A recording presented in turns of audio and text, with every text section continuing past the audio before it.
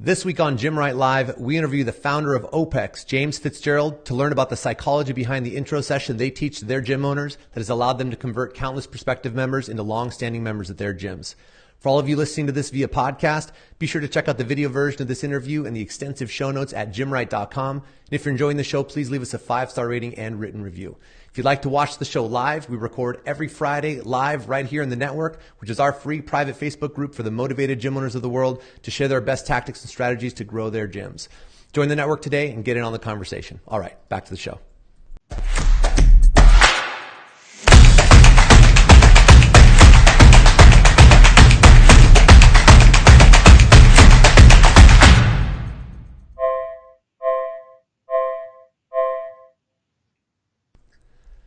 Hello and welcome to this week's episode of Gymwright Live. I am your host, Marcus Gurzy, and this week we welcome to the show a very special guest, Mr. James Fitzgerald.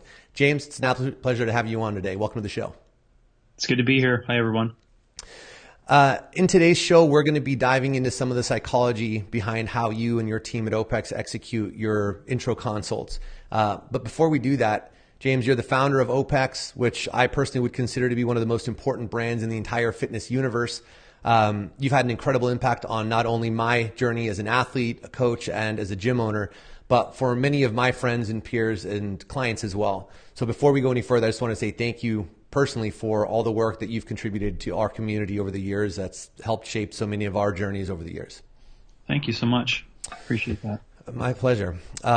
So before we get into the nuts and bolts of your system, I'd love for us to get to know you a little bit better. You seem to continuously be reinventing yourself, not just as a company, but you personally over the years. Where is OPEX today, and what are you guys focusing on? The company of OPEX is I guess we call it a global fitness education company.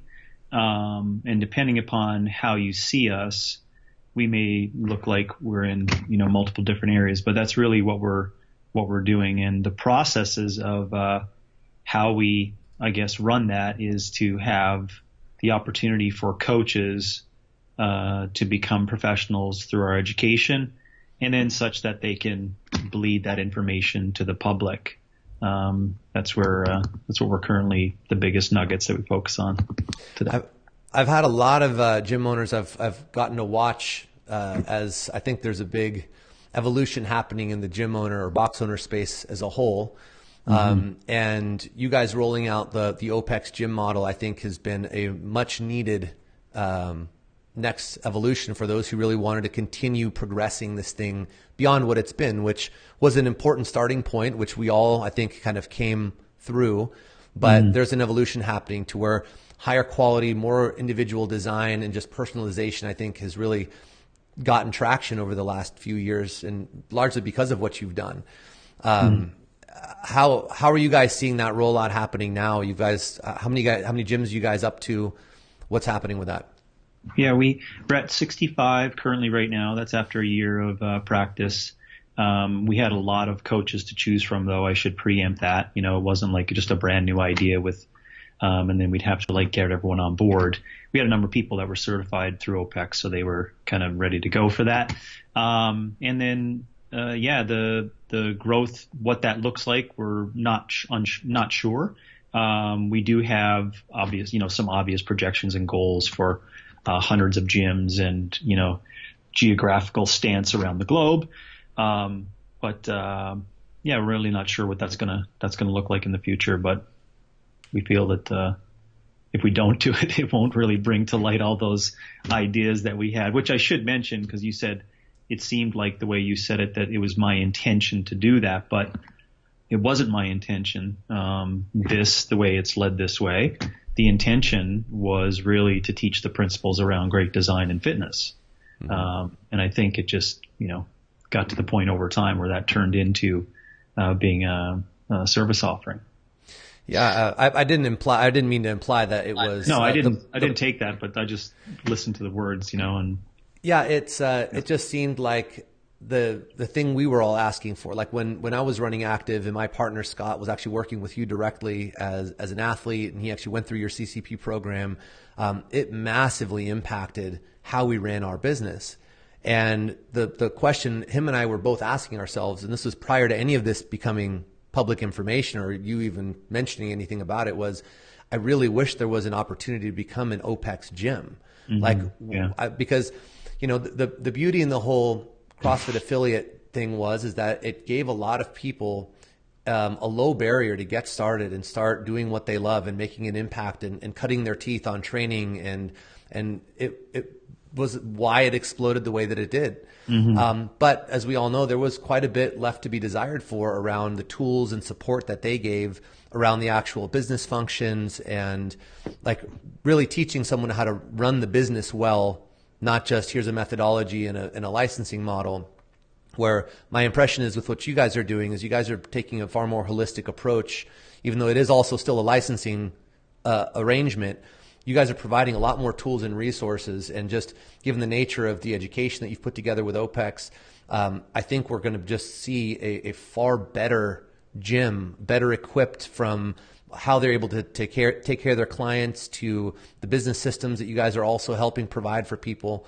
I think that's was very needed, and that's really what I meant with that, is that it was wide open for someone who brought to the table what you guys bring to take that and say, okay, well let's create the next version. What's the next evolution of this stuff? Not just from like going from group to the emphasis around individual design and really personalization, but even just the business model. I think that's really cool. I have a good friend of mine down in San Diego who actually transitioned to an OPEX facility a while back, and he is just over the moon about the whole experience. So great work, man.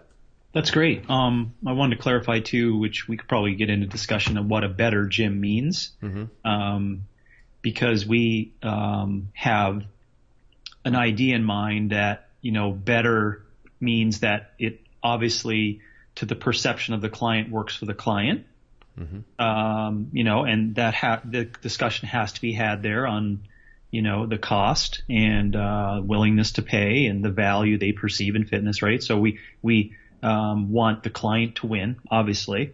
Right. And winning for us, I should clarify, winning for us is not a service offering. Winning for us is a client that becomes autonomous in their fitness over time.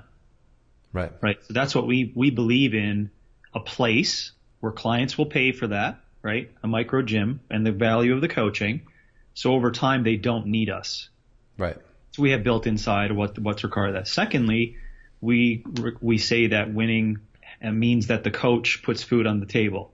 Right. So that means that they are actually a professional working 20 to 40, 50 hours a week, whatever that looks like, and whatever creates balance for them, meaning they can, put braces on their kids, et cetera. And then third, it's winning for the gym. So that means that they can reinvest back in capital for it. They could search for clients. They could change as the market changes based upon what they need to do for, strategizing in this weird fitness landscape. So I just wanted to clarify that I appreciate you calling it a better version, but we have to define what best means, and that's our version of best, is that all three areas win. 100%. Well, one can't really you can't really have a successful gym without those three things. So I think that's a good way of summing it up, because even if you may be taking great care of the clients, if you can't put food on your table and sustain this and do this professionally and continue to grow and evolve, then the math doesn't work. And if it's not good for the gym overall as well, then again, it doesn't work. It has to serve all the stakeholders in the equation. And with that being said, this is exactly what this accomplishes. So again, my hat is off to you guys taking this and my version, or my opinion, improving upon what was something that was good and a good start, and really creating the next evolution in that. Yeah. I think what that was individualizing. That's really it. Is like when Scott went back to you and said that those words, like there has to be something. I think just what it kind of forced people to do is to see that everyone progresses emotionally and physically on different levels. And when you start investigating that individually through assessment, individually through consulting, you just can't turn your back on it, over time. Yeah, it's just, the group thing, I think, made it really fun and made it really entertaining for people. And again, that's oftentimes still a really positive thing. People, a lot of people I've seen when they switch kind of their focus or their attention to individual design. It's like now they have to badmouth the group bit for what it is. And it's like, look, it still has its place. It's still a good gateway for a lot of people to fall in love with fitness for the first time, with a better version of fitness, in that more comprehensive, you know, through a good, like the CrossFit methodology and whatnot, where it got a lot of people hooked. And it gave them the opportunity to build relationships with their coaches, and now say, okay, the next step in the journey was to individualize that, which was very much what happened for us at Active. We started out solely focused on group. As Scott went through the CCP program and worked with you, it just became abundantly clear to us that we were leaving a lot on the table for our clients. It wasn't even about the business as much, even though it was a very healthy improvement to the business. It was really far more about, like you said, you can't unknow how much better it is for everyone once you know. And we made a big shift where we were focused initially on having a large gym. We had about almost 300 members in our facility at that time. The numbers looked good on paper, but we really didn't enjoy what we were doing as much as we did when we started to focus on individualization. So it was also our own experience and our coaches' experience in their careers and what we do every day. Yeah, so, I think there's an end game there, what you just said, of that fulfillment. And people forget about that, right? It's like, what's the coach's fulfillment? I think the coach wants to go to bed at night, not just by, you know, standing up in front of a class and giving people an opportunity to exercise. And there's nothing wrong with that. I'm not devaluing it. Because again, there's a lot of things that win in that, but we're forgetting that long term, like, what is the ascension of that coach in their fulfillment? Like, after 3 years, what are you fulfilled about? Right. And if you're not fulfilled about creating self-responsible humans in their exercise, then you're eventually going to have some problems. 100%. Yeah, that was the big realization, is that we basically sat back down and said, okay, well, why are we doing this? What are we even hoping to accomplish with this business? And we realized it was really about actually making the impact. We're not in the business to sell gym memberships. I don't care about selling a gym membership. I want to help people achieve what they didn't even realize oftentimes they were capable of achieving. Yeah. And we do that through relationship building and fitness, and helping people, you know, almost rewrite the relationship with themselves around what they're capable of when it comes to fitness and nutrition and all that. And so we said, okay, well, although we can use, we still had the group still had a place in what we did. We decided that the group model actually really was just almost like the gateway to our individual programs. So it was the feeder program. The group program is what we did to basically introduce ourselves and find people at the different various points in their journeys. They were kind of the baseline of our community, but everything that we did, from our intro session to the onboarding to the programs we did, the workshops that we did, everything was about giving them additional information and tools to, if they were interested, to take that next step. And everything then led to the next layer, which is individual design. And we actually ended up getting almost 40% of our community up on individual design at one point. And it was just, I mean, we were able to bring the overall volume of people down, bring actually the revenue up, profitability up, fulfillment up, and most importantly, results way up. So it was actually a far better formula in us trying to accomplish what we wanted to do. And again, it really, for Scott in particular, it almost had us like falling back in love with what we were doing, where after you've done a few thousand group classes, like you said, you're like, okay, what's next? Yeah, that's great. And I heard in your language that, which everyone should hear and listen to, is that you have to really define what you mean by impact, right? Because impact to some people may just mean more zeros before the decimal in a bank account, you know? Right. And again, there's nothing wrong with that. Or impact may mean, you know, allowing people to exercise and move, you know, and there's no devaluing in that, no matter what the cost. So you just got to, you know, detail what you mean by impact. Secondarily, if we have time today, or, you know, another time possibly, you know, I do want to discuss some of the ramifications that we don't know is going to happen, which I propose will happen when you have this blend of, you know, the time and energy it takes to educate and change the psychology of your market for a different service. You know what I'm saying? So the reason why individual design may have looked to been successful in a group model in the transition was that you had a lot of assets in front of you. Right. And so you may have 40% of them, which is ironically the exact number that we see when people just want to, you know, shut the house down and change it over. But the problem is that you have fallout from that. And there's so many systems of organization and management of other coaches and other systems that you have to hang on to that I fundamentally, I don't not get sleep at night for it, but I do recognize there's going to be some coaches lost in that process. So, Sure. Maybe we can hash that out sometime or within our language today so that we can get, everyone on the correct path, right? And not saying what's right or what's wrong, but just say if you're taking into mind a professional coaching career, then you can't have a hybrid system. That's basically what I'm saying. Yeah, I'd actually love to explore that with you if you're open and going a little bit further. Yeah.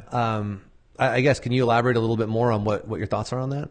Yeah, because you have to take it from the perspective of the client. So the client coming in, they're going to see, we'll just make it reductionist to like two different service offerings. So they're going to see that you have a service offering that's this and an A service offering that's that. And you may say that that's a lead in to this area. But, back room, you have to have the systems of coaching in place that the coach is going to be doing one or the other. And when the coach is not in place to do one or the other, you may have, I'm not going to assume, but it does happen, you may have this competing idea around what a coach's value is that coaches group fitness versus a coach's value that does individual design. And then you are going to have to price out the coach that gets paid for the individual design versus the coach that gets paid for grouping. And I'm only talking about the inside stories that happen in team meetings and management and et cetera for that. I haven't even discussed the costs associated with it or the changes in the modeling or your hours of opening or the management of that. But if you start having more than one service offering, again, it's not a bad thing. The culture and mindset has to change because then you have to propose to the client by saying, well, what do you believe in? Well, we believe in these two things, which looks inconsistent, to the perspective of the market. And again, it's not a wrong thing, right? It's not a wrong thing. And I think people get lost in it because they say, well, we were in group and then we transitioned to ID and therefore it makes it a good thing. It's like, no, just because it existed doesn't mean that they should work together. Right? Because I'm proposing a model in which there's only one service. Therefore, you have people coming in who, to use your word, psychologically are already set up with the process inside, right? They know exactly what to get out of it, and they know what the coach's responsibilities are and how that system is going to grow forever and scale, right? When it's inside the other system, it's not that it's wrong. It's just a lot of moving parts. And if you start adding another service to that, let's just say it's specialty weightlifting or open gym for comp train in the afternoon or whatever. Now there's like multiple different management systems, right? Yep.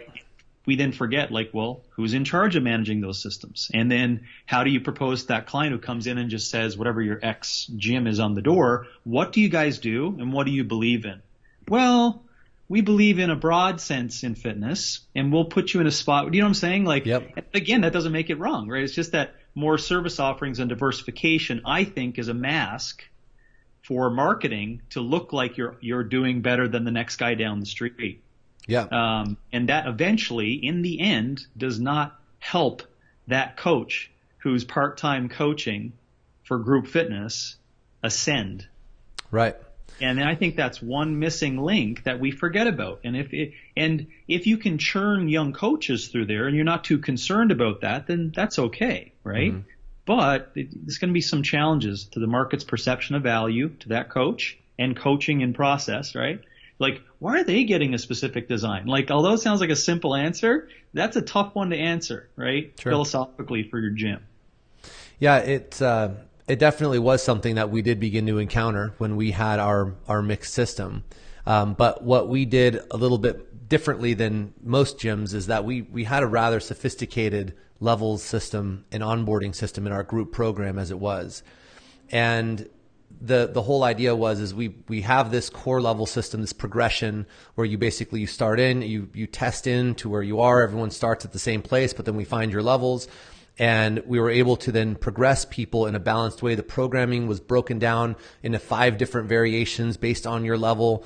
And again, largely influenced. We had one version of it before Scott went through your program, completely rewrote it after the program, because we were basically trying to individualize the program itself far more than just, hey, here's one workout of the day, figure out which version you're going to do today. It was really based on the data on how they've done so far.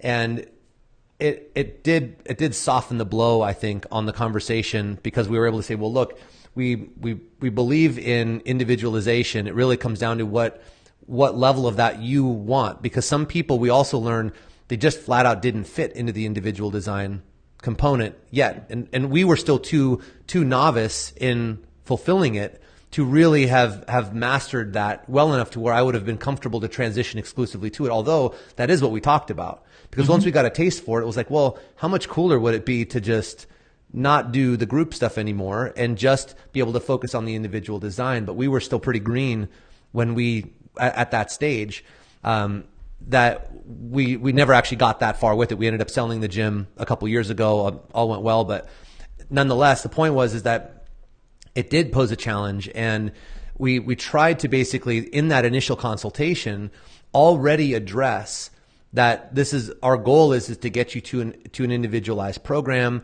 That's where we want most people to end up. However, the group program is a great place to begin, because a lot of people were, whether it was the cost issue, and again, this is all because we didn't know better at the time, right? That could have been addressed through a better process.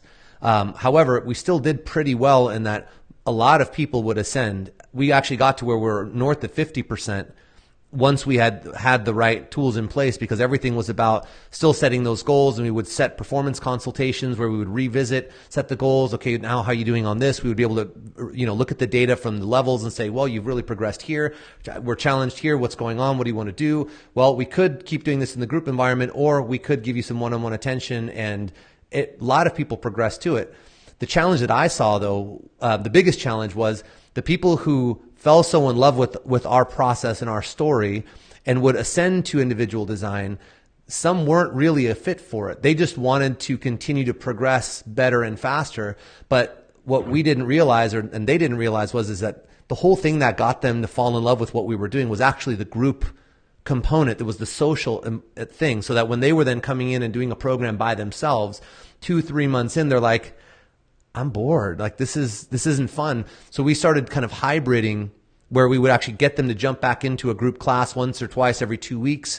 And it was really tricky. That was the hardest part, where the people who thought they wanted it, all the information pointed to this was a good step, and they would buy it, they would get into it, but then they'd realize that, hey, but I don't see my friends anymore. And, I just waving at them while I'm over here doing, tempoed accessory work versus what once was like the fun, exciting group vibe. So have you guys encountered that? And I'm sure you've got quite a bit to say about all that. Well, yeah, I don't know where to start on it, but I'd ask you why you're still not managing a gym and growing coaches. I don't know if there's a deeper story to that has no part to play in it, but if it was successful, did you guys get out because you had other interest in moving on? Well, two things really. Number one, I'm a teacher at heart, and I was actually working with gym owners just through marketing and business development before I even started my gym. And I'd worked with hundreds of gyms by the time I started my gym. And yes, the gym was doing well on paper, and it was a really wonderful gym to own, and we actually had no intention of selling it. But Scott had some pretty serious opportunities in his career, and we had a very unique opportunity where someone showed up and literally gave us full tilt right out of the gate, and was moving to the area, was committed to like what we were doing. He'd been following me on the podcast that I'd been doing. He said, I'll write you a check. Let's do this.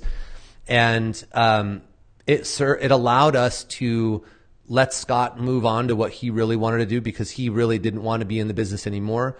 I did want to continue in the business, but I did also feel that I'm able to continue serving this community actually on a better level, where I'm actually able to help gym owners.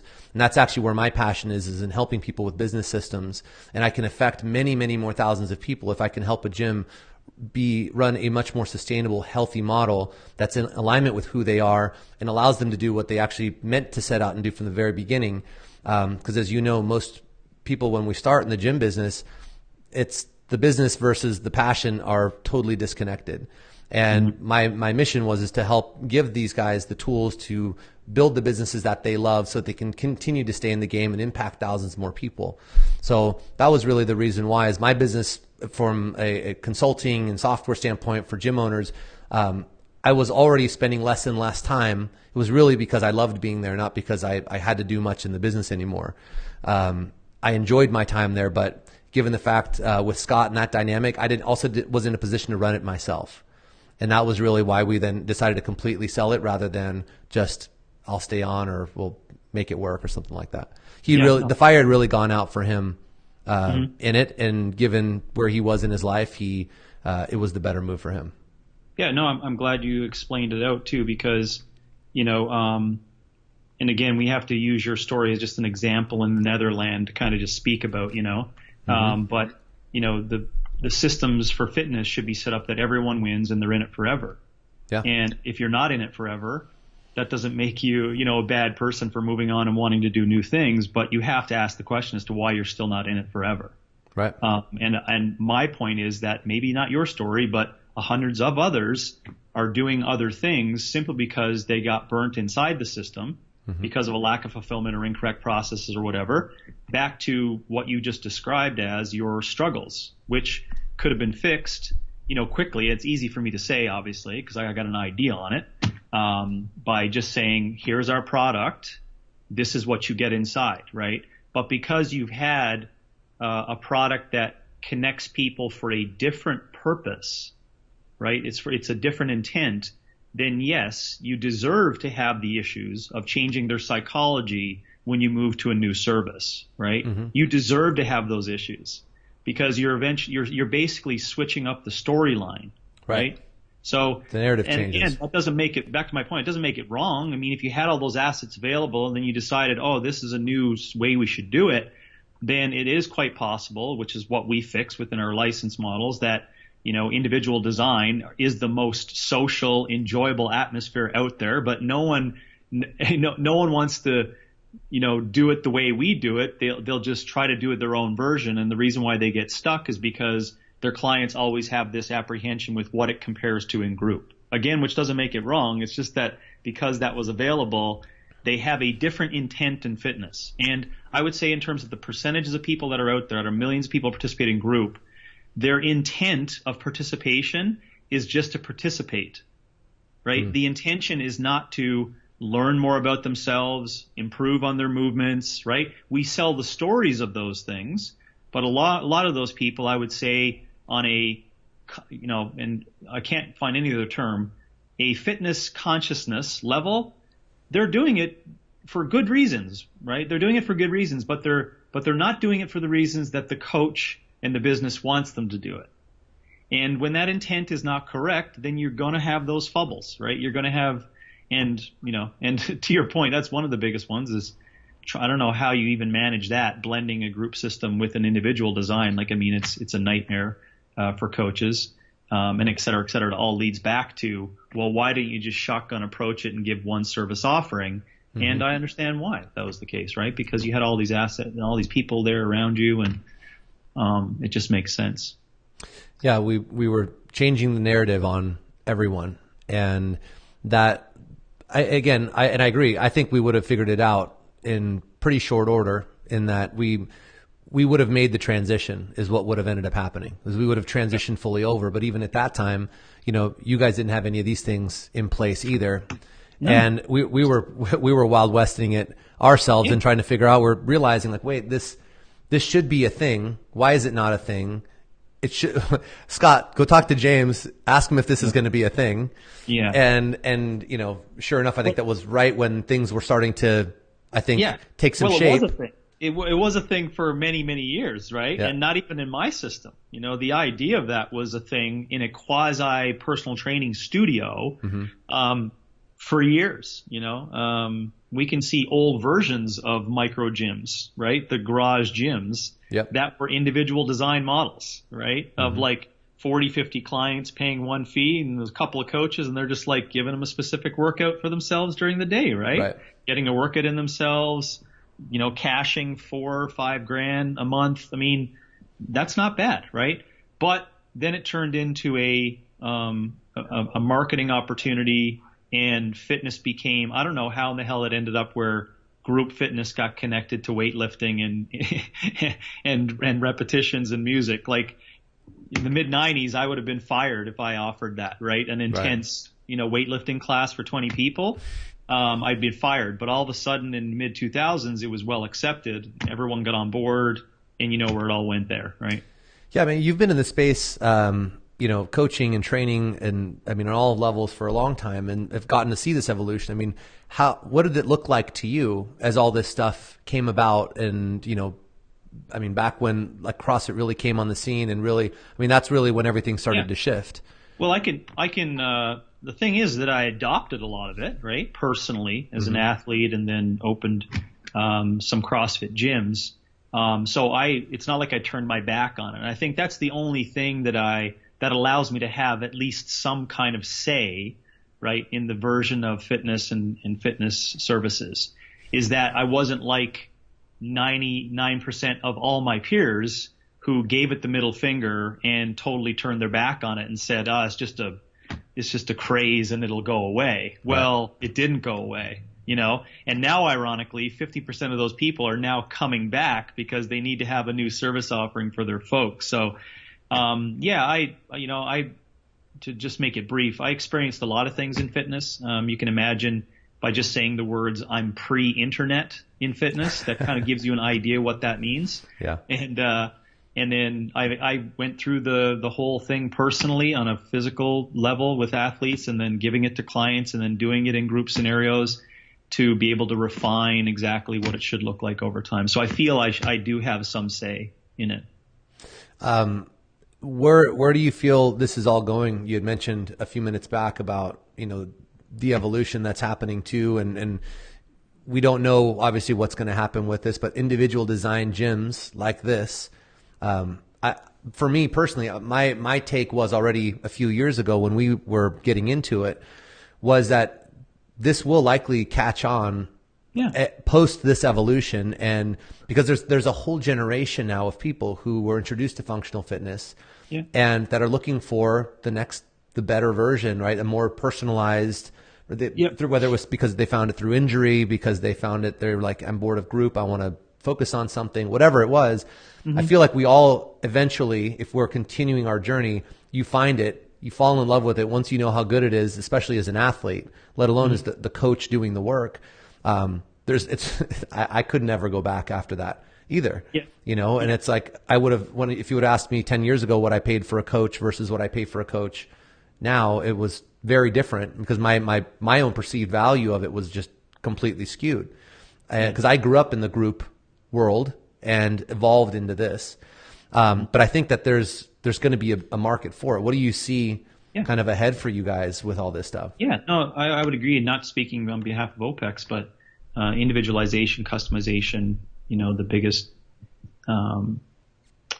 investments over the past decade now has been biotech. And that's not biotech for big pharma. That's like self-measurement. And with more self-measurement over time, which you're seeing, bleed out in little kind of things that's in your phone and stuff that people can pick up, it's eventually going to lead to this, like, your personal wellness profile, your personal nutrition profile. It's all going to lead that. And if you feel it's not going to, well, I'm going to tell you in a couple of years, there's going to be an app in which you put your thumb on your phone and it's going to give you everything, right? What you should be doing for exercise for the day, what exactly it looks like, a video attached to it, et cetera, et cetera, et cetera. You don't think that's going to be the case, then you're going to be left behind. So there is utility in individualizing. That's all I'll say. I do believe there'll be other groups and other, folks who take that idea and kind of push it out. The biggest juggernaut, though, is going to be the generation that takes this on as an entrepreneur, because business is perceived differently today. And it's not perceived the same way. So, I'm just going to make it brief. A lot of business model, ideas that have scale are built upon industrialized, automated, mechanical periods. So I'll just be brief. Like 50-year-olds evolved all of these models that we work on for it, right?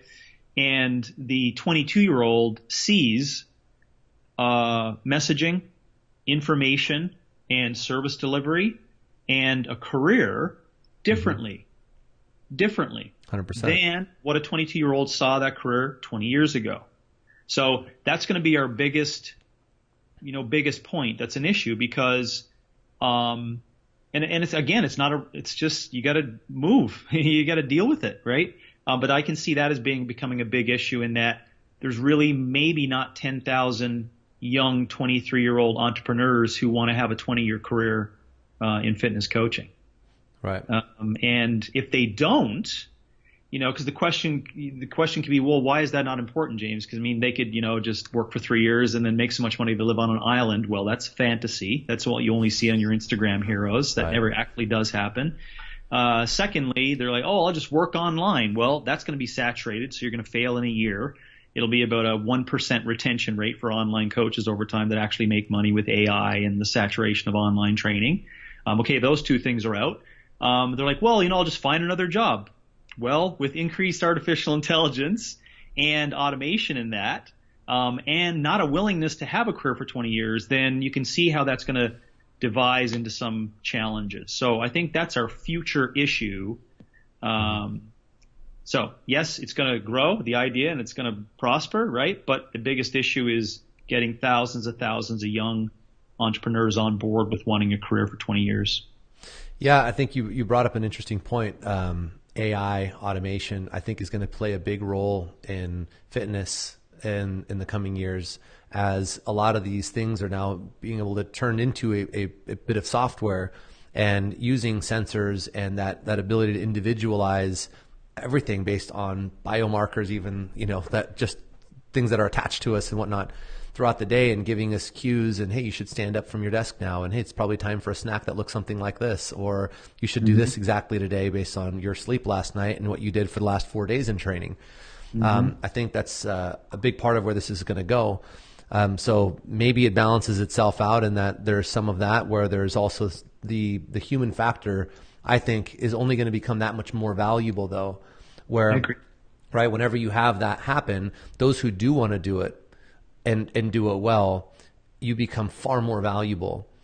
Because I know for myself too, there are certain things where I could find a much more cost-effective solution to it, but because I like the human interaction and I like the conversational aspects to our time together and all that, I prefer those things. I prefer to get help rather than to just take the online digital course. I'll go fly somewhere. I'll go hire someone to do a remote call like this.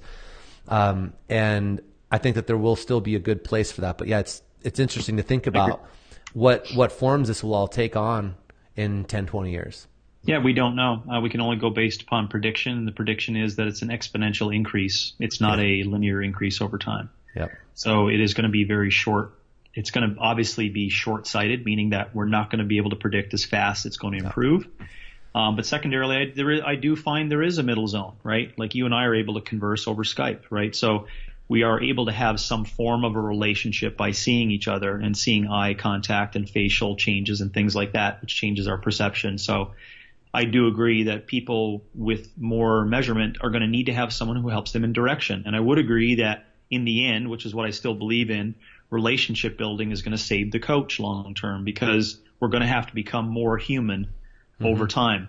And more human, in my perspective, means we focus more on the core, which is like the central feeling of each person, individualism, the opportunity to, find progression in emotion and physicality for each person. And I think that'll become more important over time.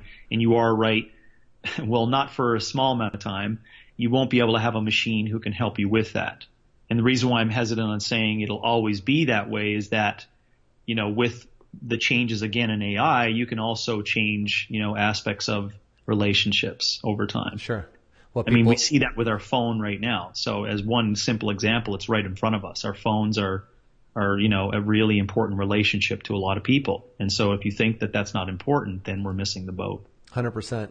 Yeah. It's people's needs will change for all that over time, and therefore it'll evolve with it. So for you and I to talk about it. The fascinating crux in it, though, is the reason why I'm so anti-hacking, is that you can't hack biology. So in the end, you will not be able to, work, you're not going to be able to have a child in 2 months. Right. Right? You're not going to be able to, do other human processes, over and over because you just hacked it. So it's just the physicality of it is going to be the crux, because people will recognize they're going to still have to move. Mm-hmm. You got to move, right? And if you don't move, whatever that looks like, sitting in a chair like the movie Wall-E, you're just getting fed intravenous and just getting serotonin drips all the time from fascinating movies on Netflix or whatever the version is in 5 years, which may sound interesting to some. You will basically, your bones will dissipate, your organs will stop working effectively, your thought processes will go down no matter how much psilocybin or nootropics you want to take. You actually have to move. Right. So that's where it's going to be the crux over time. Now, the interesting thing, which comes back to your point on the group mentality versus the individual, is that, again, the intent on movement, right? Like we keep forgetting to ask that question. Why are people exercising? Why are we exercising, right? Exercising is a medium that we never did need one time, right? And we forget to ask that question, like, why are we actually structuring these buildings and marketing and all these programs around actually getting people to move? And you know what the unfortunate answer is for millions of people? It's to decrease pain, to increase energy, or to rehab something, right? That's not the best intent for movement, right? And so if it feels good, and so people, like back to the group point, right? It's not a bad thing, but if you do exercise and you feel good, that's not necessarily the greatest thing for your intent on exercise. You know what I'm saying? Because now you're searching for exercise just to feel good. So it's a medium for you to feel a serotonin or dopamine release, whatever you're going to get. And again, it's not, listen, I've been there. I drank a lot of that adrenaline during my CrossFit years, so I get it, right? I even used excuses. It was like a chance to suffer, to experience myself at a deeper. That's just bullshit. I was just chasing freedom, really, and that could lead to some problems over time. So again, it has to come down to us realigning folks in those models, individual or group or whatever, to ask the question: why are you really exercising? And if the reason is to lose weight, look good naked, decrease pain, you got yourself some work, because now you got to have psychological intervention on changing behaviors, which means that people are like, I don't know if I'm signed up for that, right? Yep. I don't know if I'm signed up for that. So what do we do? Oh, that's okay. We got this group scenario, you can just come on in, and it can be mindless, and it's in a 60-minute session. You see where I'm going, right? Yeah, 100%. And I think this is a perfect segue into what really we were meant to talk about today, which is the psychology behind that first interaction. Mm-hmm. And because I find, something that I teach commonly with a lot of the gym owners, or a point I have to reinforce far more so than I wish I had to, was, look, this is a relationship-based business, for one, right? So we are in the business of providing fitness solutions and that for people, but at the end of the day, the actual game you're playing should be a relationship game. It should be about helping this person actually get to where they're trying to go, and helping. And the way that we have to do that all starts with actually identifying where they're actually at when they come to us, so that we can meet them there and correctly move them forward, rather than making assumptions, trying to put a square peg in a round hole. Because what you just said, I want to look good naked, I want to decrease pain, I want to do this because it feels good. That's almost every single person that walks into a gym. And so our job can't be, or at least my thought would be that you're not going to be very successful if you're letting that frustrate you, and you're letting that beat you, other than saying, okay, well, look, I have to know that my job is to go deeper than the surface level stuff, and actually ask some better questions and really get to know this person, so that I can get them to go, oh, okay, I see what this actually means, and maybe what the real opportunity is. And there's a lot of emotional education I have found in this business, I think equal to the physical education. People have really skewed relationships with fitness and what they're capable of, and their body image, and and what food even is, and how all that works, and sleep, and how this whole system plays together. They have a really unfortunate understanding and relationship with all of those things, and we've been socialized to basically, just through the marketing machines that are, whether it's the supplement industry or unfortunately most gyms that are out there, they're playing into all this, so they just support the incorrect approach, right? And just, oh yeah, sure, that's exactly what we do. Come on in. And then 3 months in, they fail again. I suck at this. I must not be a good human being. Why am I overweight? This fitness doesn't work. I've tried eating right. I've tried exercise. It's like, well, I feel like someone just didn't meet you where you needed to be met in order to educate you and bring you forward. And ultimately, obviously, it's not that everyone's a fit, but I think that's actually what the intro session really is all about. A lot of people, I think, focus far too much on what's your conversion rate for the sake of conversion rate. And although no sales definitely equals no business, I'm a huge fan of intelligent selling, because I think if you have something of value and you understand your audience and you understand how to bridge the gap, you can make a massive impact. But I think that most people doing intros or even looking at marketing and sales in general for a gym owner, they're just coming at it from the wrong angle. Yeah, but you got to define impact again. If you're talking about just getting people in and making cash as an owner for 3 years and getting out to run a new podcast, I'm not considering that impact. Right. Well, here's the thing. I think that most people's intention is, I want to do this because I saw the effect it made on me and I want to share that effect with other people. I think that in their hearts, a lot of people do want to make the right impact. But again, back to what you said a while back about, not having the right tools, not having the right information when they start, they kind of burn themselves out, find themselves in a pretty shitty position business-wise. I haven't been able to take a check in 2 years and so on, and I'm working 90 hours a week. This is a common story. And it's unfortunate because you had someone who was passionate, who was willing to take the leap and start the business and sign the lease and put endless hours of time and attention and care into their members, only to then quit because the tools and systems, I think partially it's that, but it's also, their attitude, their willingness to learn and evolve. And unfortunately, again, a lot of misinformation and guidance in our industry when it comes to what does it mean to be a successful gym. Question I get constantly is, what is the trick, or what is the secret, or how do I get more members? It's like, look, there is no one size fits all. That's the answer. There is no one size fits all. What is your definition of success? And part of our whole consulting program even begins with not just the assessment of the business and looking at that objectively, but saying, well, who are you? Where are you in your journey? What do you want your future to look like for yourself, for your family? What role does the business play in your life, rather than what do you need to do to make money? Right? And trying to tap into those things first so that we can actually get to that why and expose it, just like I would with a new member. I have to connect with them about the real reason underneath things if I can, so that I can actually help guide you to the right path, right? Because most people have a rehearsed BS mask on that they show up with, whether it's to your intro session or it's to my consulting with helping you with your gym, of what they think they're supposed to say. They think the right answer is. Well, it's like, well, what is your actual answer? Mm-hmm. Right. So because they don't have a service offering that's going to offer them to fix to their issue. Right.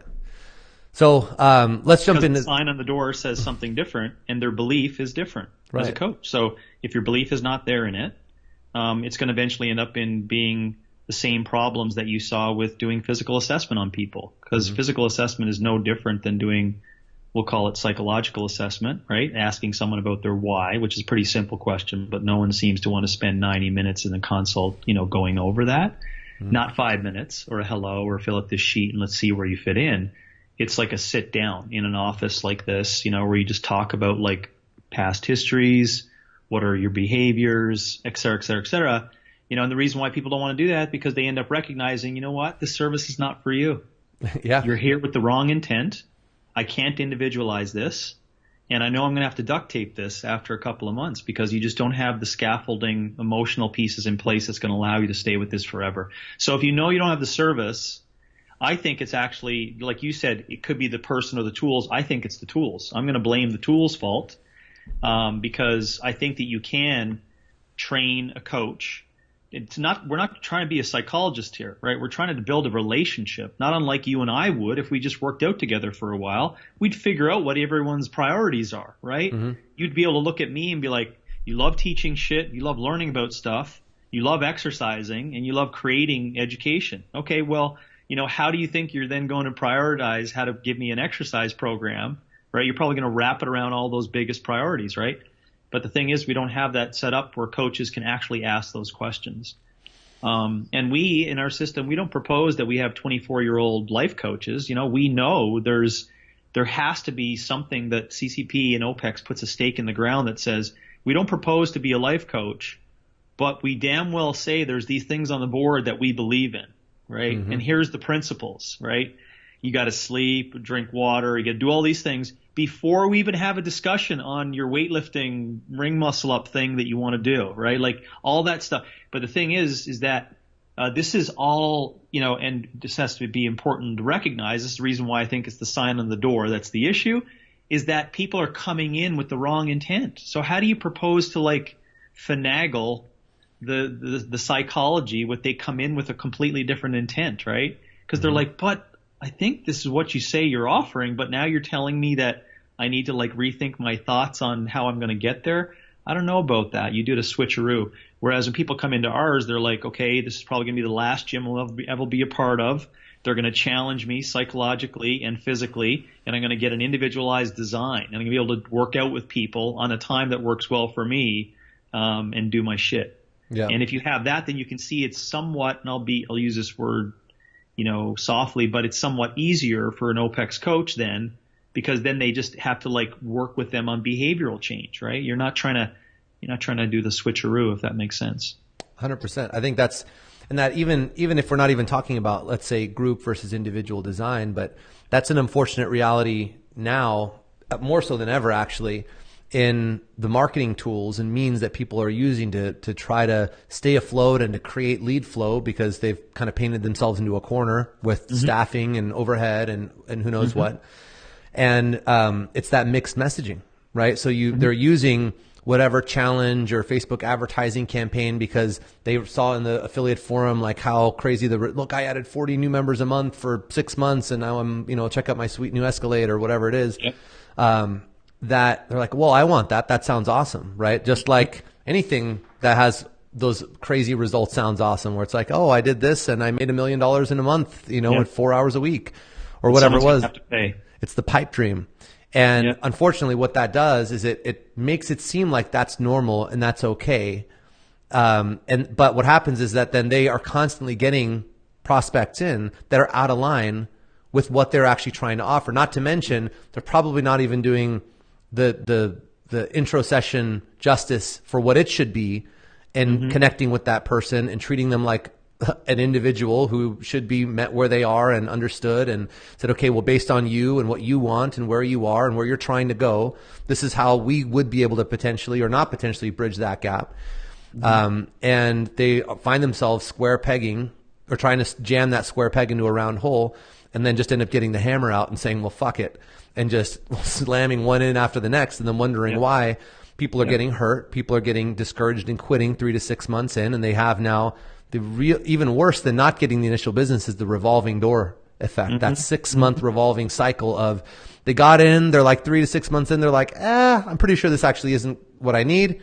Or I'm confused, right? There's disconnects or friction points in the messaging even once they come in, because maybe the onboarding wasn't what they needed or thought it would be, or the classes and the quality of it, or whatever it is. It's just a lot of different moving parts that all typically you don't find in alignment, and then you've got the revolving door, and it is a really difficult thing to watch sometimes when you see someone's like, yeah, but look at the numbers, and it's like, yeah, but just look at 2 years from now. Where is that going to leave you? May be great for paying off a couple credit cards real quick and feeling like you're winning. But just like for your members, isn't the whole point the long game? Well, that's what everyone has to ask, right?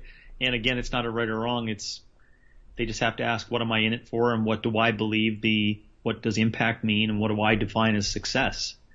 And the more and more you sit with that, you'll come to a conclusion on what the system is going to look like. And in the end, if you want to have a long career in coaching, you have to have a value, and you have to have a life cycle, and that life cycle needs to be in a proposed book, right?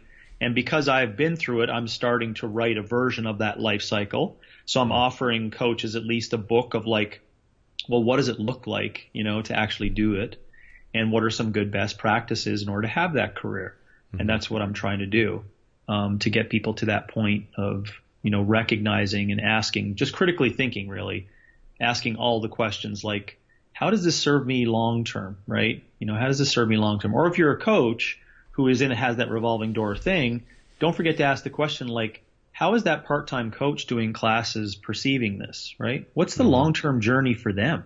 Right. Like, are they really ascending because they learn a new course every couple of months on a weekend that now they can't apply to like all these new clients that are coming in and out? You know what I'm saying? So just the system becomes chaotic, and I call it just duct taping. You can't just duct tape it and make it work. You have to essentially, just define what you want to do and go after it. And if that is making impact by building relationships per person, then you will have to pay the price of admission for that, which is that you will have to provide some form of individuality in design. Because when you sit down with someone, you're going to start to see not just how complex, but just how beautiful a person is indifferent to you. And when a coach starts experiencing that, you'll start recognizing what a coaching fulfillment practice looks like. Beautifully said, man. That's really the thing I think we all, or I guess not we all, but I would hope that we all get to experience as a coach, when you do break through and you start to experience that, because it is one of the greatest feelings as a teacher. Mm-hmm. It's really, that's why we do it. It's the driver, right? It's what gets you out of bed with a smile, excited to do what you do, because you're actually able to see how you can help individual people actually move forward, rather than, just, winning the marketing game or the sales game per se. Okay. So, if you wouldn't mind, James, walk us through a little bit of the structure and just the format of your system. You guys have a lot of good components to it that I'd like to break out, if that's okay. If you're still good on time, I'd love to keep going. Like a consumer in the gym or the education. Yeah, let's talk about the intro session that the gym would be facilitating for someone new. Yeah. And I understand, or I'm going to ask a question now. Is this what we're talking about? That's got the whole NEPA and what I have in front of me. Is that specific to the OPEX gyms now for individual design, or is this something that you would do or even recommend doing in a group environment as well? No, it's specifically for CCP. So the education. So yes, for OPEX gyms, but that's in our CCP education. So what you were speaking of was an aspect of consulting, of building relationships and doing, not just an introductory session, but a series of sessions to kind of figure out why they're doing what they're doing. So for that consumer, you just have to remember that, and this is just people are listening or taking notes. So I'll take down the system. It's like, remember that people come into this with a specific messaging that they recognize what's in the service. And this is an important thing to make, right? Because I may sound like a soothsayer by just like, oh, this is our system, this is how it works. But you can't apply it to people who are not conscious of what your system is. Right. Does that make sense? Sure. So when you get those people in front of you to ask the questions on the why and to establish where they want to go and look at direction and goal setting and all those big things that the coaches want to do and set up this big, awesome plan, then you have to recognize that person kind of gets all those hits. And I won't go into the depth of what that looks like, but we have, education to get coaches to align themselves with the right audience. Okay. Then they have an opportunity to come in for multiple different ways. In our gyms, we offer it as a free opportunity to come in and experience a program design or experience this consulting practice. And they have been self-selected, right? Based upon that messaging. And the way the process generally is a big initial, we call it a 90-minute consult that happens over a couple of days of 2 or 3 sessions, mainly 3 sessions, 90 minutes. And within those 90 minutes for each of those 3 days, it could be, once a week for 3 weeks for someone who has very busy time. It could be, 3 days in a row for another person, et cetera, et cetera. Wrapped inside of that is really an opportunity to get to figure out who you're working with and what the relationship looks like. So at the beginning of those sessions, it's why are you here? An initial assessment of sorts, food inventory, lifestyle, behavior, kind of check in, initial kind of anthropometrics and some kind of movement stuff. And then the second session is kind of a blend of each of that as well. maybe some stuff they had to do for homework to bring in for the second session, but it's some physical assessment as well as some work.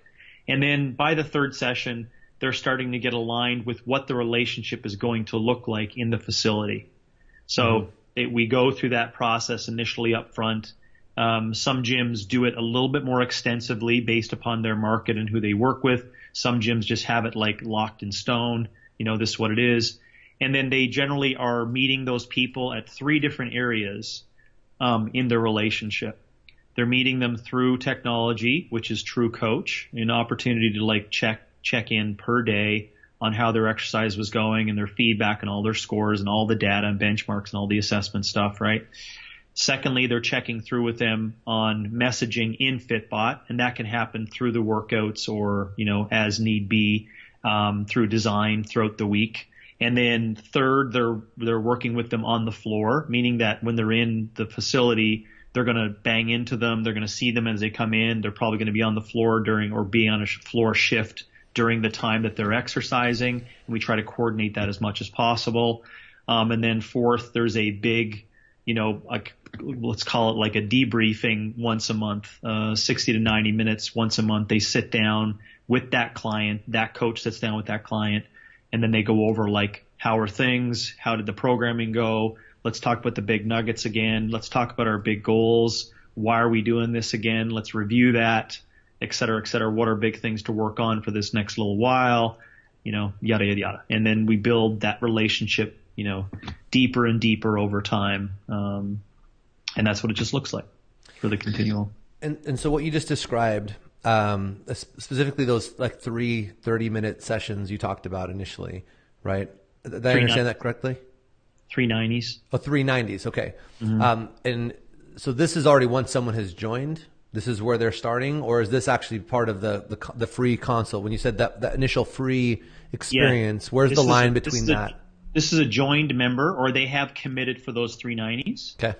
And then we have, I'm lying, but we have a really, really high percentage of people that commit after that. But we do have an opportunity for people to do those 3 and then not continue. Sure. Okay. So it's a 2-stage sales process where we have the initial free intro. They're basically buying the initial 390s. Is that right? Yes. And then there is a second sales event, but obviously someone going through that in depth of a process, we have an extremely high conversion. It's most and everyone. They use that towards their first month or good. Depending upon what the commitment is like. Okay. Now, can we dive a little bit deeper on that just initial phase? I think even if we could just say those 4 initial phases, right? So let's say the intro and then those 3, because that's really where all the foundation is laid, right? Yeah. And any of the selling really is happening as well. How are you? Can we dive? Let's start with the intro session itself. What are the things that you're really addressing? Is there a flow to that you'd be willing to share or talk about? Yeah. Oh, for sure. Well, it's taught in our CCP. It's basically, I'll break it into 3 areas so it doesn't sound like there's blending, but I didn't want to be incorrect that there is a blending of the 3. But the first one is really, why are you here? The second session is let's investigate you and your body a little bit more in depth. And the third one is to get them ready to rock and roll. Okay. Right. But in each of those 3 sessions, sometimes all those things blend, and as an example, there could be a number of people in a specific area or a specific gym that require like 3 behavioral sessions, right? Like for 3 sessions, you're just going over like, let's just try to figure out again, how do we strategize on moving forward on these things, right? And again, that's not a right or wrong. That just sometimes happens. And then there's others that are like, dude, I'm bought in. Like, what do you want to do for these 3 sessions, right? Right. So, and then for them, it could be more in depth on the physical assessment, or it could turn into a bit of a training session where they get to go over some specific things that they want to involve and learn. Okay. So those 3, the first one in getting to know you. Yeah, we teach that in a course that's generally a weekend long. And that's called Consulting. And that's allowing coaches to first figure out who they are, like what they come in with, because that's the most important part to work with for a coach for that initial session is like, what are my biases? How do I perceive things? What do I notice? And what are the things that I need to improve on my noticing?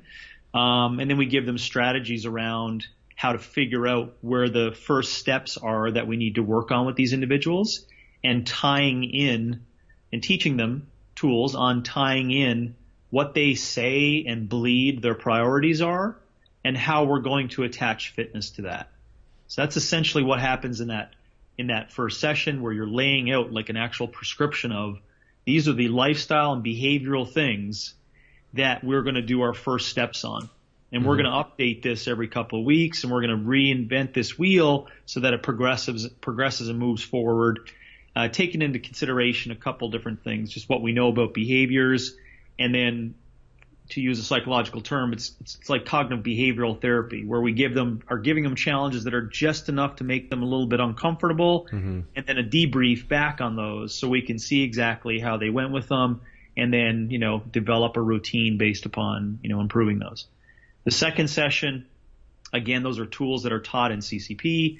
It's taught really how to assess people, in anthropometrics and what we call body, and then OPEX move, which is basically like how you're put together and where your starting points are going to be for your movement program.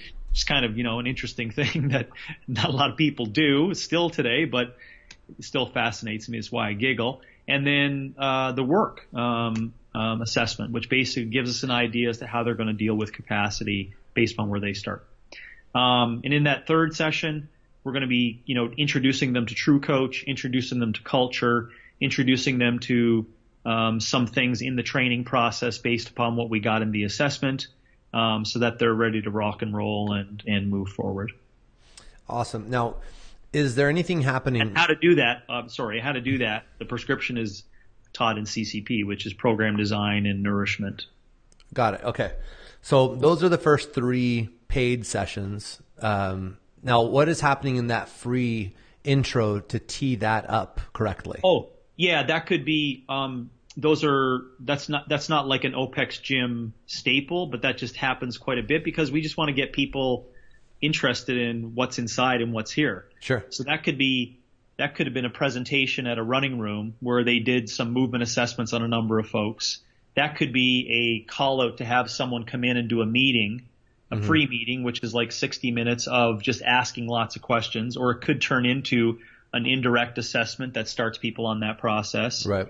It could be an opportunity for them to come in and just see the gym and the culture and be like, oh, okay, tell me what you do. So that's generally an opportunity to get them as a sales possibility to the first 3 sessions. Or if, as I said, if that funnel is done so well, most times that's just a hi, hello, and it may turn into the first session of that 3 90-minute process for that day. Got it. And so for your OPEX gyms, are you guys providing some of those? You guys are providing those funnels, right? So that they're not having to guess, because that, I can imagine, is a pretty challenging thing you guys have refined over years to get that just right, because that's a fun little song and dance.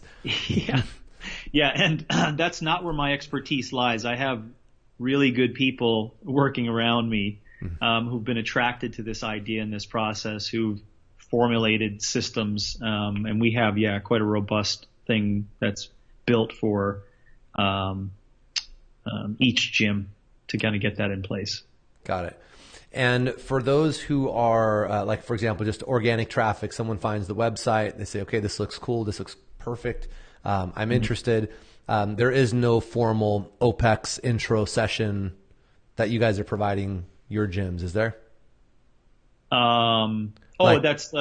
That's global as an intro like session? Kind of like how you just explained the 3, like standardized the process for like the consulting aspect, right? Yeah, no. We want to, show that there is a commitment to even because we say we honor the consult, right? So that means that there is a value to that consultation and the building of the relationship. Sure. And so we have no like PDF handout or any specific formula that's put in place for gyms to have that initial consult set up. They just happen to, meander it based upon geography, based upon their previous business setting, based upon, where they live and where they're set up, and they need to have a different, repertoire for that. But in most cases, as I said, which, we really got to remember, most people that come to click on the site or get to OPEX somehow, they kind of know exactly what the service offering is going to be. So yeah, it's a little easier, I should say, when you have that set up. I know you guys have some priority questions that you guys like to ask. What are those 7 priority questions? Yeah, we want to ask some questions around what inspires people, what lights them up, where they spend a lot of their personal time in thought and in actual place. And, plus a couple of others, but that kind of just gets the ball rolling on trying to figure out exactly what's really important to them. And I think by discussing the value of what is important, they start recognizing 2 things. The coach recognizes, number 1, that they don't love fitness as much as the coach does. But number 2, the client starts recognizing, as they're talking it out, they start recognizing what their real priorities are. Because through conversation, in 10 minutes, you can hide through that stuff, right? But in 60 minutes, you can't hide around those priorities, right? Right. So what we reflect back to the client is like, so what you're telling me is that these are probably some really important things for you. And they're like, yeah, those are really important things for me. And then we of course, create some idea on how to align fitness with that, right? By saying, well, this is what we have to offer, and this is what I think the plan would be to allow you to, still keep fitness connected to those priorities, whether that be a business professional that wants to be mentally acute, or a mom that wants to run a marathon, or, whatever their biggest nuggets are. That's what we try to connect fitness to for them. Yeah, I think that there's not through those questions. Sure. Yeah, I think that that brings up an interesting point, because again, we help a lot of gym owners in identifying what version of an intro offer and onboarding and even sales system they should be using based on who they are, who they're trying to serve, et cetera. Because again, there is not just one way, as you know. But just those few examples that you gave with those questions just shows how important it is to get to know the person. It isn't about sales tricks and fancy objection handling or fill in the blank with whatever buzzword you want around it. Just getting to know people and what really matters to them and who they are and where they are, and being able to spend more time on that. It isn't about having a 20-minute no sweat intro kind of a thing for the sake, and then wondering why someone doesn't buy a membership and stick around for years to come. It's like, look, like you're gonna be working with this person around a lot of very personal things. People's food and their lifestyle and their bodies and how they perceive themselves are extremely intimate. And you're going to be spending hours a day, a week with this person for years to come if you do your job right. Hopefully this person sticks around forever, right? Yeah. So how on earth do you think that you're going to start your first date is going to be some shitty 20-minute not get to know you thing and then wonder why it doesn't stick, or why the perceived value wasn't aligned with what you're actually trying to do for someone? So that's why we have to consult first, because it tells the client that sweating and suffering is not our primary thing. Right. Awesome. Triangle of trust. Tell us about that, please. Yeah. That's a framework that's built to help coaches recognize how they build trust. And we have 3 pillars that hold up the opportunity to grow that trust as high as possible.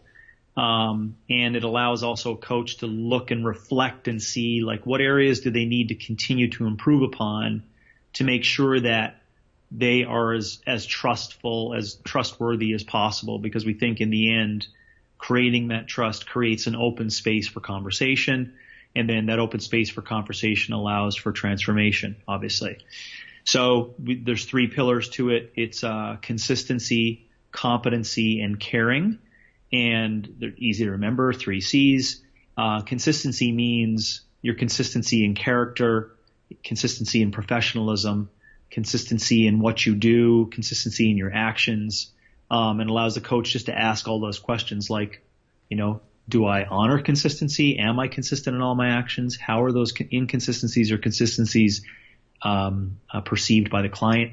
Competency, fairly simple one for physical fitness and training, is the capabilities that you have, that you not only do have to help clients with, but that you're aware of that you have. So, as I like to say, you can only teach what you know, and stay in your lane, and you'll actually create authentic programs that can help people.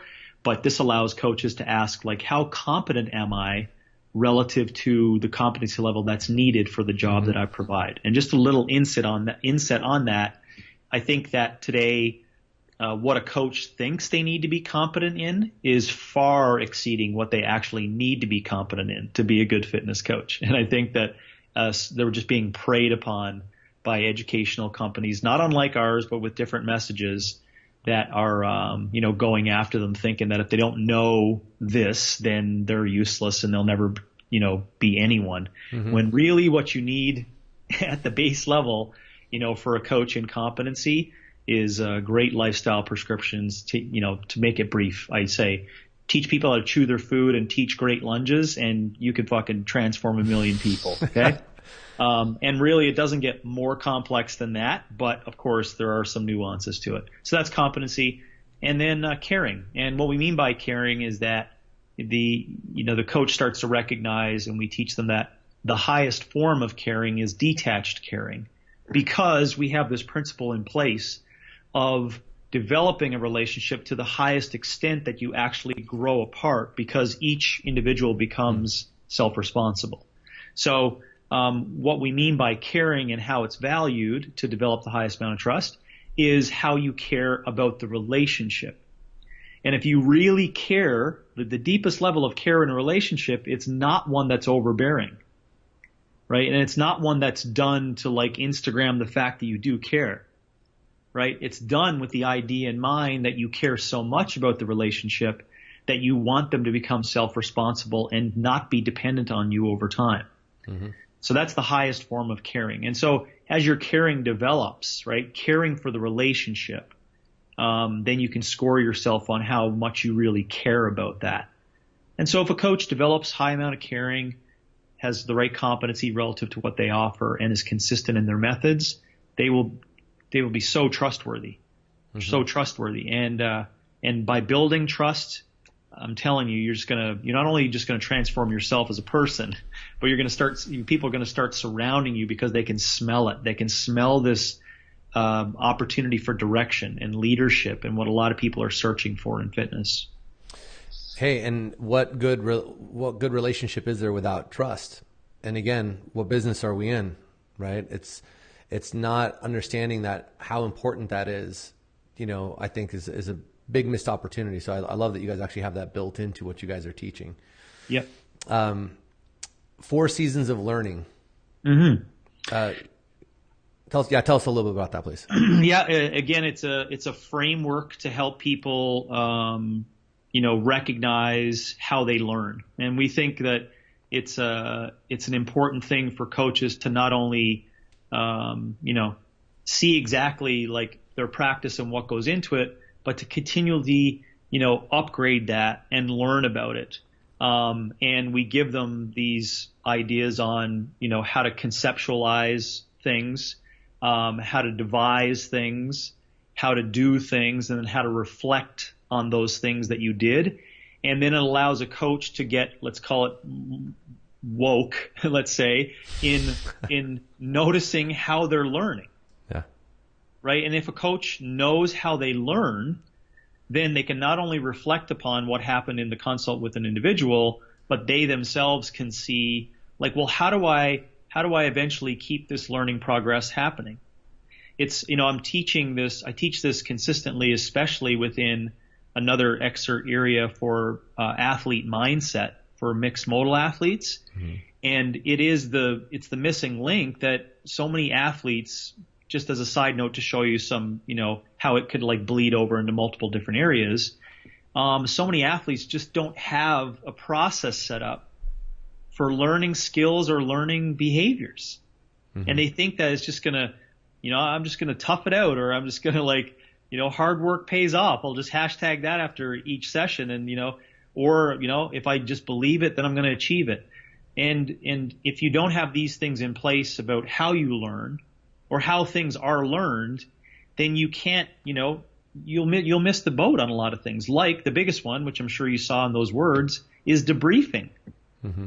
Right? Like we put all these actions in place, but then back to our point on assessment and initial consult, if you don't come back and debrief and be like, so how was that? How are you going to actually develop a system that works, right? That's more efficient over time. And this is why there's so much pain involved in consulting and individual assessment for people who run non-individualized models, because they start going, well, how in the hell am I going to debrief and give an individual design if I'm asking these questions? So that's what the 4 seasons of learning is proposed to do, is to propose to be a framework so a coach can say, how in the hell do I learn and continue to learn, and what kind of things do I need to improve in order to make sure that that wheel is fixed? Because a lot of people are doers and devisers, right? Mm-hmm. I'm sure you know some of those people, sure. Right? Sure. They'll just do shit and come up with shit, right? But those people are at fault because they don't have a team member with them, or they don't have an opportunity where they focus on conceptualizing really good ideas and then reflecting after those ideas were done, right? Right. And sometimes it takes a team of people to make that system work, but otherwise, in my belief, the coach needs to become the neo-generalist over time. They need to have all that shit in their head. Right. Yeah, I think that inherently some people do that better than others, and some of us are, it's a challenge. But that's the trick, right? So that's why we create these systems and these tools for them to say, okay, look, it doesn't matter that this is totally against the grain for you naturally. Just do this, ask these questions, and it can condition the coach to learn the habit, and then also, evolve and become that neo-generalist, like you said. Yes, and I say that so often that I still respect the fact that a coach is like, but I don't understand why I'm doing that. And again, that's just some massaging with me, with them, saying, listen, just over time, you'll start to see it become validated, right? Yeah. And sure as shit, a couple of months down the road, they're like, I know what you're saying. Man. Like, I'm not spending time on a debrief, and sure as shit, I'm just getting this broken system, so. 100%. Yeah. Now, is there anything else that you want to address? You guys have the whole masculine, feminine spectrum. I would call that like an excerpt from trying to understand the continuum of humans. Mm-hmm. Other areas we go into would be like generational areas and fundamentals of human nature, et cetera. But we offer that as a unique offering, especially in today's landscape, on that continuum of the yin yang, masculine, feminine, right brain, left brain, whatever you want to call it. We call it a masculine, feminine continuum, because there are traits within people that if the coach is aware of that and they see it being pulled out in their language in the consultation, mm-hmm. they start seeing how they're going to have to communicate back, because mm-hmm. they start recognizing how they perceive things based upon where they sit on that continuum, right?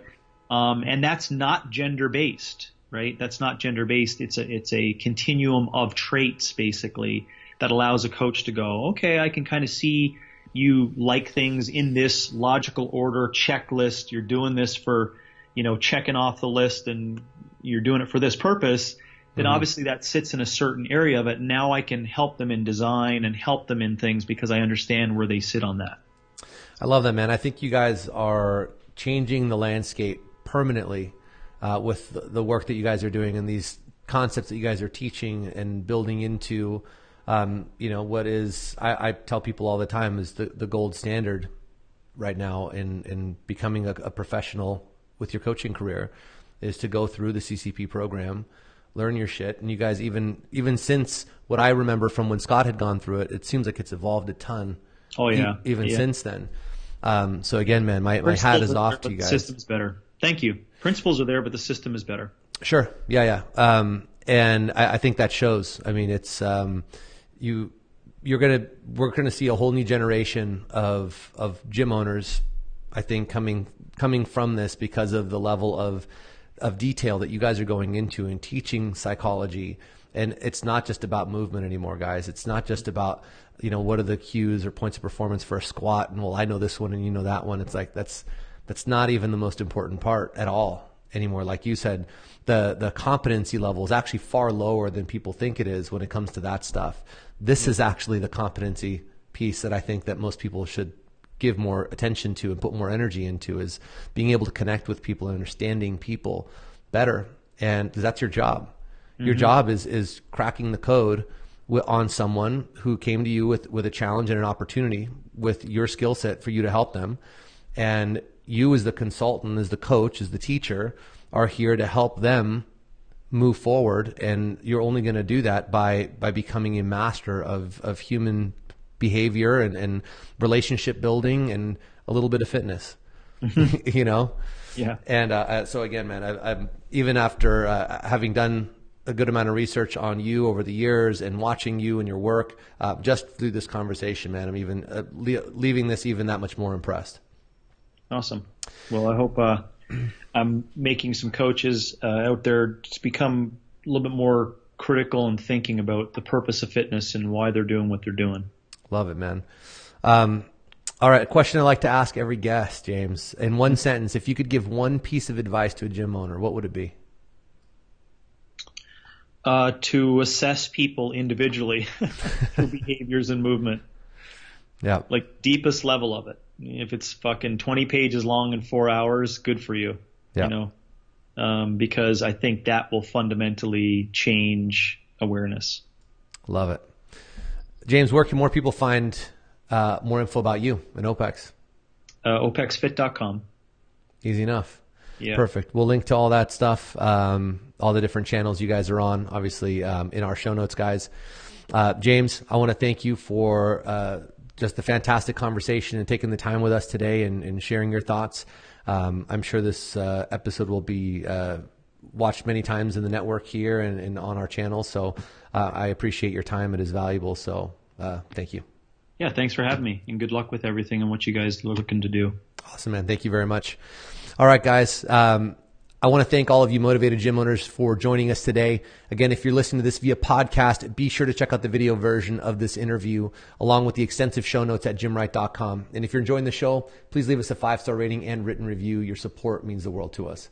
Also, if you'd like to watch the show live, you can join the conversation every Friday at 10 a.m. Pacific Standard Time right here in the network. Thanks again for your support. Now get out there and build something that matters. We'll see you next week.